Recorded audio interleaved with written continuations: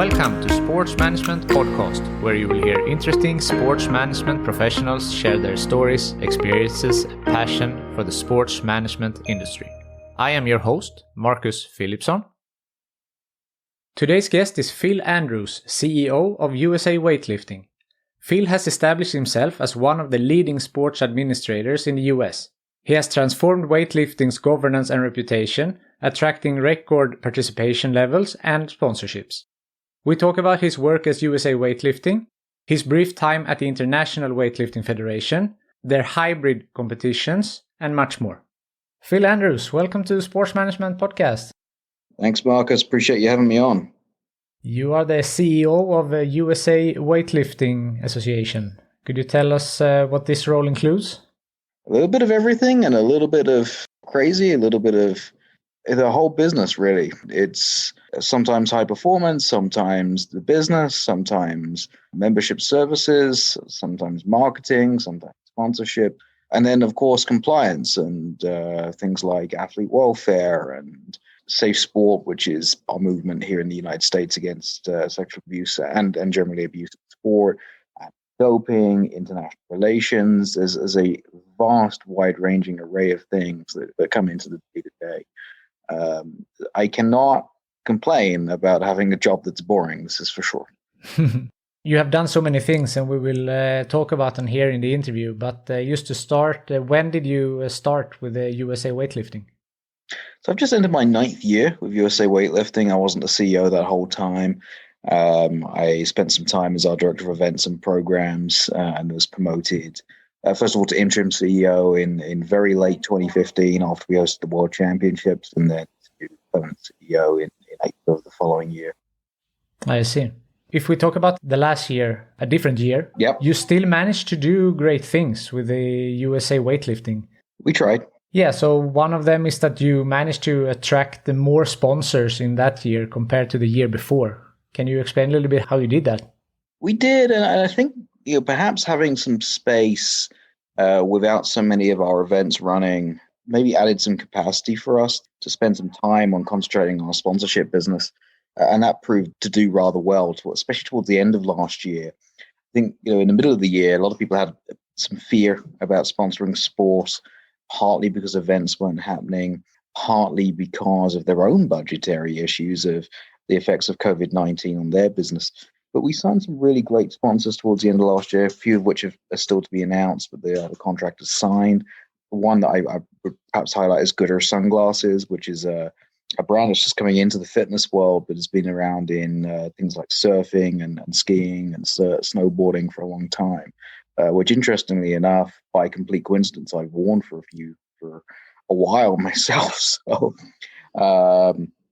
it's when that possibility came up, I was rather intrigued and said, "Oh, okay. Well, organically, I actually buy them myself. They're only about $30 to get a pair of those, and they're really quite nice." So, what I like about them being a partner with us is they're not from the fitness world or from the weightlifting world. It's really they're using weightlifting to enter the fitness world, which I really like that they've chosen us to enter that market.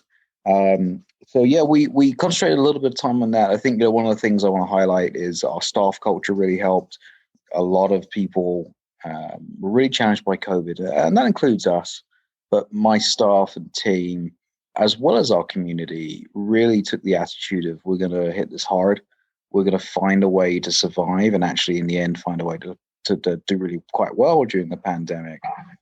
We actually launched our first online competition in mid-March of last year. It was the same week the NBA and Vegas closed. And that was the moment for me. I didn't even know Vegas casinos had doors that closed. So it's when Vegas closed down.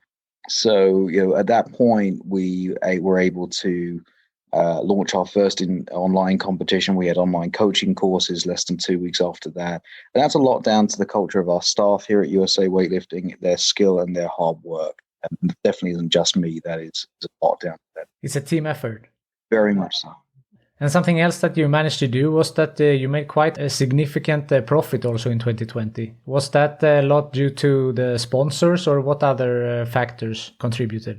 So one thing to understand, obviously, Marcus, your listeners are wider than the United States. Yeah. In the US, quite unusually, we don't have government funding. So very few countries in the world have zero government funding from a Ministry of Sport or Ministry of Health. We're in that position. We also have very, very small funding from the US Olympic and Paralympic Committee. And the reason for that is because historically, and we believe 21 will be different, the weightlifting for the US has not done terribly well in the Olympic Games. So 98% of our budget is self-funded. So we make money by coaching courses, by membership sales, by events, by sponsorship, etc., and by fundraising. So a lot of those did rather well. Fundraising was really interesting. We did better than we expected in fundraising in 2021. You'd expect in a pandemic that would go down, but what happened is those people who could give gave a little bit more and were enthused to give. We have raised money for our clubs as well as part of that. We raised 71,000 to support our clubs. So that was really interesting.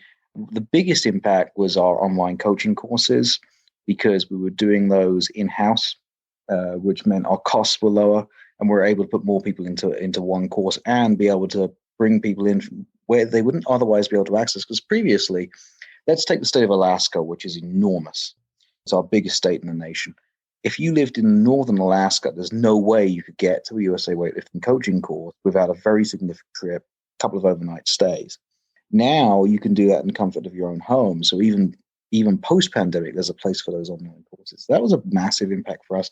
Sponsors sticking with us and signing new sponsors was big. Fundraising, whilst we definitely lost some donors, was huge. Membership, we retained well, better than most national governing bodies.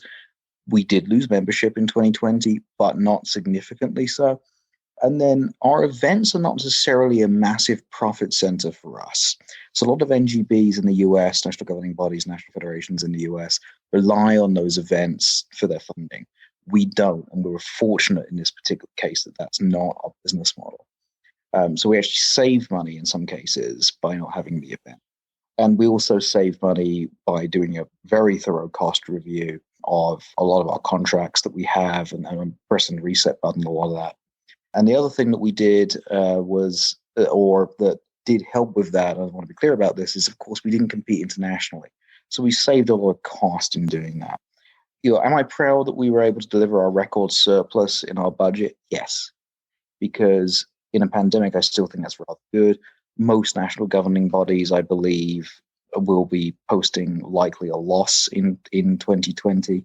I know a couple will not, and this is talking specifically about the United States here. So is it a big achievement? Yes. Am I extremely proud of my staff? Yes. It's one of the things that I'm very proud of, that we retained all of our staff, and more importantly, we retained all of our athlete funding. Yes. All of the things are great, but I'm also conscious that part of that reason was because we didn't have some of our costs we normally would.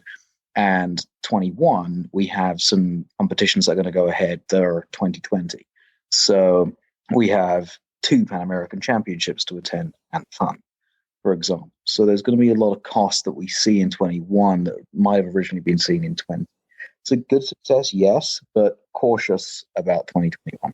If there is something that this pandemic has showed us is that we need to be able to be flexible and to adapt to the situation. And I mean, what you described there is just exactly that, how you had the online coaching classes, etc. So that's very well done. Thank you. And to your last point, that you have events coming up in 2021 that were probably canceled from 2020. Correct. Can you be a little bit more specific of what was supposed to happen in 2020 and what are we looking forward to in 2021? I mean, obviously, the first one is the Olympic Games. Is the obvious one. We're hoping for some really great success there, hoping for our best Olympic Games in 60 years for USA weightlifting. We're hoping for somewhere between 3 and 6 medals in our Olympics, which is a vast improvement from 2016. We won 1 medal, and before that, no medals since 2000, where we won a gold and a bronze, and first time women were allowed into the game. And now this is a time when we had only a few hundred women in USA weightlifting. Now just over half of our athlete members are women. And our women's team arguably is one of the top teams in the world. So that's the number one, and of course the highlight of the year. This year also we have the planned 2021 Junior Pan American Games. It's the first time they're hosting the young person's version of the Pan American Games. But the qualifier was supposed to be in, I believe, September of this previous year. So this is one example of an event that got moved into 2021. Similarly, the Pan American Championships, the senior, was one of the last Olympic qualifiers. And without boring you with the very in-depth way you qualify for the Olympics in weightlifting, it's a very important final qualification event for many of our athletes. That event also was rearranged by 1 year to be in 2021. So we will attend the 2020 Pan American Championships in 2021. But of course, there's also a 2021 version of that event. So we have a number of these examples, particularly here regionally in the Western Hemisphere, in the Pan American region, where we're going to a double event. Another good example, although it may not turn out to be within the Olympic qualifying period, is two of our athletes would have had the Junior World Championships as a qualifier.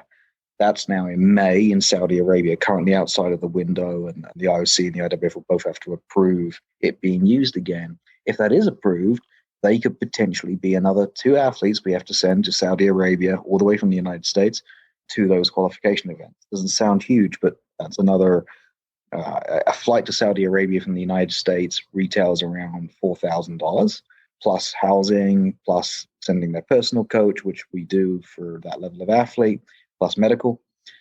So it's several $1,000s of expense, adds up really quite quickly. So what is your strategy for 2021 in regards to costs? Because you said in 2020 you were lucky because some costs didn't happen due to canceled event and so on. And now when there will be so many events in 2021, how will you be able to hold the costs down and still be profitable? We've budgeted rather carefully. I think one of the things that 2020 taught us is to be flexible. We understand now how to operate in a semi-shutdown, if you like, world. We understand how to continue to bring in coaching course revenue and membership revenue, how to operate competitions. In March, we'll have the first ever hybrid competition. Means if you're not comfortable, you can compete from home. Or if you are comfortable, you can come to compete in person. Okay. We have some regulations with that around COVID testing and what have you. We budgeted making a broad assumption that the year would ramp up in terms of activity post-COVID. Whether that seems realistic, it did when we set the budget in November, but whether it becomes realistic or realism, we don't know. We certainly may need to review that as we continue along the year. I think careful management, but optimistic management of the organization is what we need across this year. We have some international relations challenges with the IWF elections coming up as well, and making sure we survive as an Olympic sport is another project that's extremely important to us.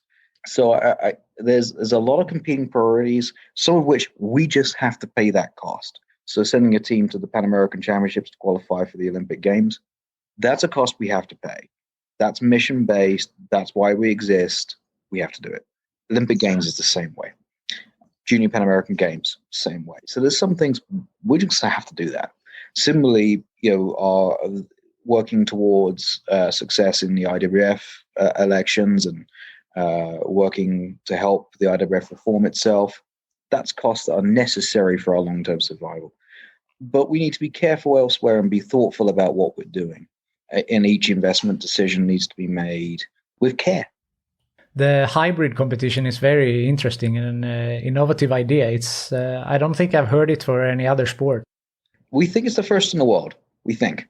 I would think so, but it brings up a lot of questions how that will be implemented. I mean, with regards to weigh-ins and drug testing and all of these different aspects of the sport, how will that be implemented? So I'll take you on a little journey. We started off doing remote competitions where you competed in your garage or your gym and you sent in the video. And these were local level for us. We have local national competitions. These were very much local competitions used for qualifying the national competitions. But our first thought was around engagement of those people in weightlifting and keeping people lifting. So that was our biggest reason or biggest thought in doing that. Then we evolved to do live as it happens competitions. So it means that you might be competing in New York, but you were judged from Maine or California or Oregon. And then everything was run from Colorado with our team. Actually, one of our team was based in Lausanne. Our events director was working for the IOC when the shutdown happened on secondment. So part of it was based from Lausanne. So all of those computers are linked together on a VPN, a virtual private network, which allowed us to be able to make the scoring system work. So we've got as far as that, where we can run a competition in over 500 locations. So now what we're doing is we're saying, okay, we're going to put on a normal competition, but we're going to allow people to compete from home. So we're hybriding those two. So we'll have people, the judges will be in Salt Lake City in the in-person competition. And let's say Marcus comes and he lifts, he's in person, it's regular, no problem. And then we go to the Zoom for Phil to lift. I might be in Colorado, and then I'll lift, I'll be judged, and then we go back to the person who's in the same way the competition would normally run. I see. It's definitely a new idea. I like it. It is probably the biggest challenge of broadcasting. It's swapping between in the camera in house and the Zoom and all of that is a big challenge. But we're confident we can pull it off in terms of the technology and the logistics. But we'll see. When you try something new, you're going to learn a thing or two. That's what I'll say. That's for sure. Looking forward to see it. Something else that you have accomplished during your time with the US weightlifting is that you have achieved a gender parity. In the last 8 years, you have went from 11% female athletes to 50. Yes, we have.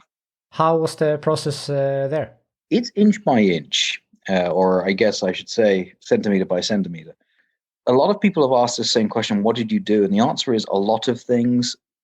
And we were very lucky to come around during the CrossFit era where it's very common now in your local gym for a woman to be able to pick up a barbell and do strength training is becoming much more common. So that has really helped. Let's be clear about that. But also we have really pushed our women. So that means that our women are front and center often on social media, at least equal or more to our men.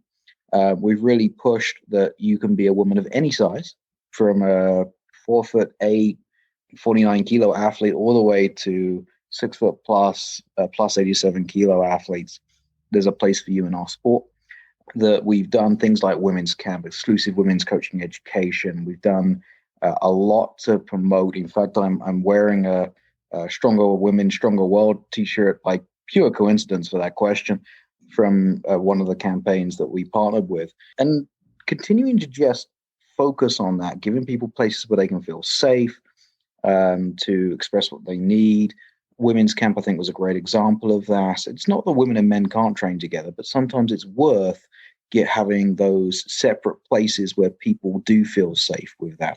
We've also had some funding that we put behind that, things like our female referee fund to bring referees through, our female coaching fund to bring coaches through, and also athlete funding came into that too. One of the things we did in 2016 was the way that our athlete funding work was based on a percentage system, which was theoretically equal, but really did favor men. And we changed that to be on placement, which means women have had 2/3 of athlete funding has gone to women since 2016. And I think that's another part of it is you can earn good money in weightlifting, or at least livable money in weightlifting as a high-level female athlete. Now, of course, not everyone's a high-level athlete. Very, very, very, very few of our athletes ever get to that level. But it's become accepted that women are over half of our athletes in our national events usually. We have managed our qualifying totals as well for both men and women to continue that parity at the national events. And that's always going to help you as well, because every time somebody goes to a national event, they go home with stories, they inspire more people to take up the sport. And that's all of those things coming together have a big impact. And you do need role models. You need Maddie Rogers. You need Morgan King. You need Sarah Robles. You need Jenny Arthur. You need Maddie Sasser to be able to inspire people to go, I can do that. Wait, she looks like me. We're about the same height. Maybe I can give that a go. Those are really important things.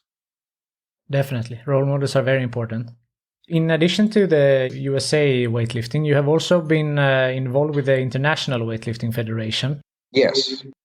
You took on a temporary role there after a corruption case that was released from the McLaren's report. We don't need to go in detail there, but if you just want to give like a brief background on what you did at the IWF. Yeah, so we came in, and first of all, I was the secretary to the Oversight and Integrity Commission, which essentially oversaw the McLaren investigation, identifying Richard and then bringing Richard's team in to investigate the issues that the IWF highlighted by ARD, which is the German equivalent of the PBS here in the US or BBC in the UK. And the McLaren report was published June 4, and I think it's now pretty well known, the results of that report. Dr. Tamas Ayan, the now former president of the IWF, resigned in April, and the interim president, who's an American named Ursula Papandreou, asked me to come in and help her with some of the operations. I spent a few months there helping with the organization. It was a bit a challenge because ultimately, as a lot of people know, it was an organization that needs change. And I'm hoping change comes through the Reform and Governance Commission. But so far, there's been little evidence of that. And that's why, indeed, both myself and Ursula are no longer involved, is primarily due to that. Over that time, it was an interesting exploration of being in the international sphere and running an international federation. And obviously, there's been a lot that's occurred in the international sphere across that time. I see. Unfortunately, corruption do exist in sports and in all sports, and hopefully we'll fight it in the future. But I think that it will always be a part of sport at some extent, unfortunately. Yeah, I think that's right. It's doping, cheating, and and those things too are all in that same sphere of it will always happen. All you can do is combat it. And figure out ways that you can close loopholes, learn from what happened, and move forward. I think that's exactly right. So you mentioned doping there, and weightlifting is such a power sport. And what are you doing to work against doping in USA weightlifting? I think that's a big question because doping is such a big issue in our sport. USA weightlifting, we've had a very strong stance on anti-doping for a long time. And I have to say, I think IWF has improved greatly in that area. First of all, the Clean Sport Commission, then the outsourcing to the Canadian Centre for Ethics in Sport, and finally to the ITA, who then had time to learn weightlifting and get going. Obviously, COVID-19 has had a big impact on the doping control movement worldwide, and that's an entirely different challenge. But I do think that overall the ITA is beginning to learn weightlifting and understand why does a weightlifter dope? When do they dope? And therefore the best times to test, etc. And the ITA and the IWF, I think, has therefore seen some vast improvement. Domestically, one of the things you asked about the doping control, actually I didn't answer earlier, about the virtual events. What we do is we submit to USADA, the US Anti-Doping Agency, location that they are going to actually compete in. And they randomly will send a doping control officer to that exact location. So that's what we did already in our virtual events. And indeed, we have seen some lower level positives from those. We test a lot at the national level and then also at the local level here in the US. So we test per member more than any other sport, I believe, in the world, but certainly here in the US. And that is our design, is that we want to catch people if they're doing anything bad at the local level, preferably, if not at the national level. So that when we're looking at our top athletes, we know and we're very confident that they are indeed clean athletes. Can I guarantee you that every athlete in USA weightlifting is clean? No, that's why we test. But can I give a strong assurance that I believe that our senior national athletes are clean? Yes. Do I believe that's the right way to be? Absolutely it is. But you can never guarantee. You must always continue that testing program. We also do education. Every single member of ours, coach, athlete, referee, must be anti-doping educated before they register for any event. So that's one cornerstone for us as well. We have a clean athlete pledge, which, okay, it's basically saying, yes, I swear I'm not doping, but it's still another step to say, yes, I will not do this. We have a minimum requirement in the US, which is over and above the IWF requirement of having 6 months of being in a testing pool before you're eligible to represent us internationally. We have a rule which is actually modeled off of the Clean Sport Commission's report and subsequent anti-doping policy changes, that if a club has more than 4 positives, that club will be expelled from USA Weightlifting and the head coach will be banned. We understand that there may be one athlete you cannot control, but when there begins to be a pattern, there's an issue. Those are a few of the steps that we've taken, and we continue to look for more. We have tried new things before. For example, the Lift Clean program, which is where we don't test every local event because there's 650 in the US, but we test randomized events every year, for example. You cannot be everywhere, but I mean, it feels like you're taking great steps here. We try. Can we do more? Always. And we look for more to do every time. But, I think one of the biggest things was educating every member. That was a huge step forward. Going from educating people just in person at events to everyone has to do it before they can be massive. Before we move into the second segment, what can we look forward to the most in 2021 with regards to USA weightlifting? Well, I think the obvious answer is the Olympic Games. We talked about that a little bit earlier. It's we're working quads, I feel like, in the Olympics that really end with the Olympic Games. This quad's been 5 years, but also we're in the Paris squad now. So we have those two competing priorities. And one of the things we've not really even begun to look at, I think, in most sports is, well, what's our 24 pipeline look like? Normally, that's what we'd be doing right now. And also, normally, a lot of NGBs would be sort of in a bit of a rest period right now, whereas 21 is not a rest period. It's ramping up. So I think the obvious is got to be the Olympic Games, really. I mean, that's what else is there that can trump the Olympic Games in Olympic sport? True. The Olympics is truly something remarkable. Well, yeah, but also think about it from a sports management point of view.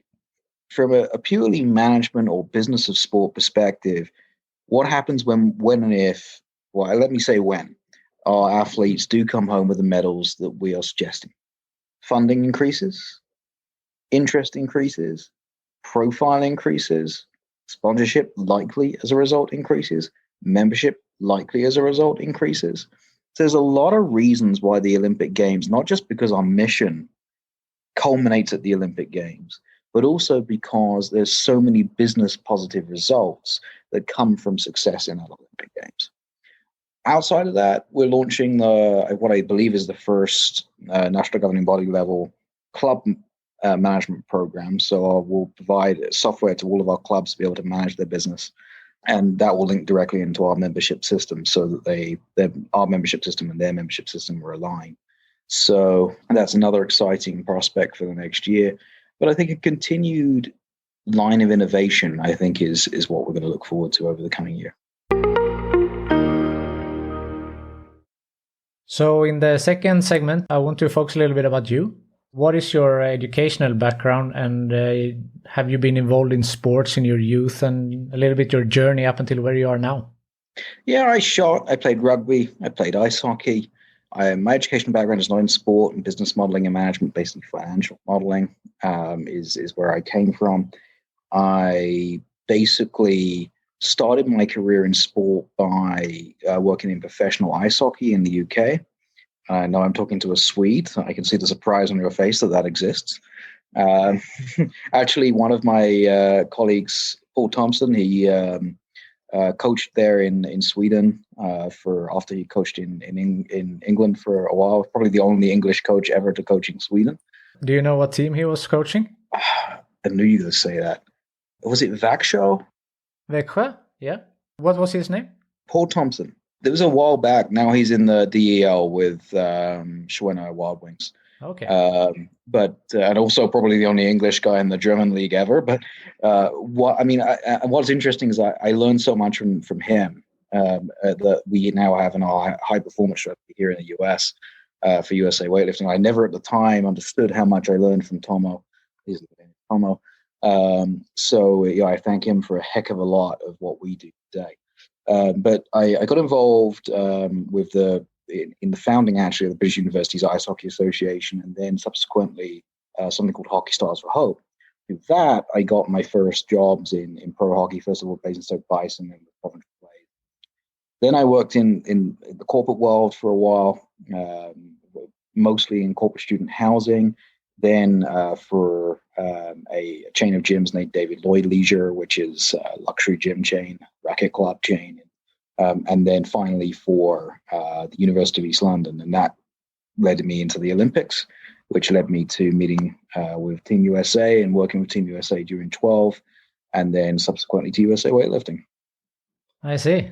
That's a quite interesting journey, and I'm not at all surprised with the British ice hockey, to tell you the truth, because I have actually been involved with some ice hockey in Greece myself. So I know that I know that ice hockey exists in the least likely countries as well. Yeah, it's funny. Ice hockey is the largest, I believe. It's still the largest indoor sport in the UK, which is rather surprising when you think about it. But it's actually a reasonably high quality league over there. The import level is pretty good. They often get players from the AHL, and the Swedes and the Finns who come over usually come from the second leagues, but they're usually very good players. Yeah. So your career there is very interesting and. Strange. Strange. Not so strange. That's I think that's a lot of people that you stumble up on something and then that takes you to the next stage, and that's how it goes. Yeah, I have a friend in Britain who's convinced I'm going to be running a circus at some point. Let's see. In previous episodes, we have talked a lot about mentorship. Yes. Have you had a mentor in your career? Not officially. I've never really had an official mentor, but there's certainly been people who've made an impact on my career. I talked about Tomo a moment ago, and the impact he had on me. Andy Buxton, the Coventry Blaze, similarly, both of those people really did have a big impact on me. I learned there how to really work in a smaller organization. We have 14 employees at USA Weightlifting, relatively small. How do you get a lot of things done on very few people? What do you need? What type of people do you need for that type of operation? I think there's a lot I learned from being at Unite Group as well. From how do you do change really well? And that's think about USA Weightlifting. What did we do over the last few years? Change management and cultural management is really what we've done to move forward. Where did I learn that? A lot of that came from Unite.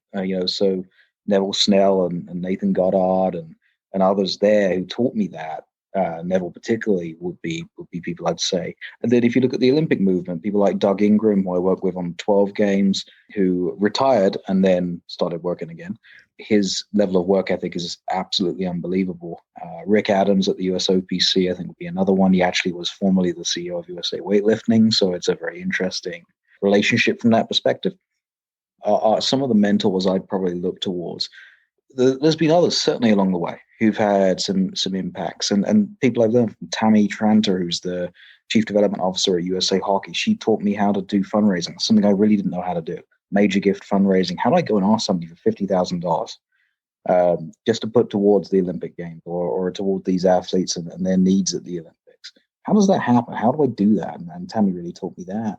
So I have an inquisitive character, so I like to ask questions and find out how things are done and find out what other people are doing. And I think that's helped me along the way. And none of these people probably know that they're a mentor, but they are in different ways. And then there's external people. One of the things I asked my team to do in 2017 was go and sit down with Sir David Brailsford at British Cycling. Well, what are we trying to do? We're trying to win medals in the Olympic Games as one of our big goals. And we're not doing terribly well right now. Sarah Robles did win a medal in 2016. We're very proud of that medal, don't get me wrong. But how do we go from there to 3 or 4? Well, who's done that before? Oh, British Cycling did it. Well, let's go and talk to them. Who's done those turnarounds? And the Chicago Cubs have done the same things. Let's go and talk to them. So it's really learn from what they did, because not everything will be applicable, but enough will that we can go, well, okay, well, that worked in baseball and that worked in cycling. How does that apply to weightlifting? So interesting items there. Definitely. It leads me into my next question. You mentioned that you have a small team of 14 people, and it's the Sports Management podcast, and leadership is a big point also. So what would you say is your leadership style?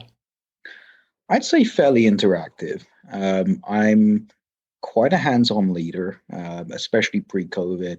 I like to get my hands dirty and involved with projects.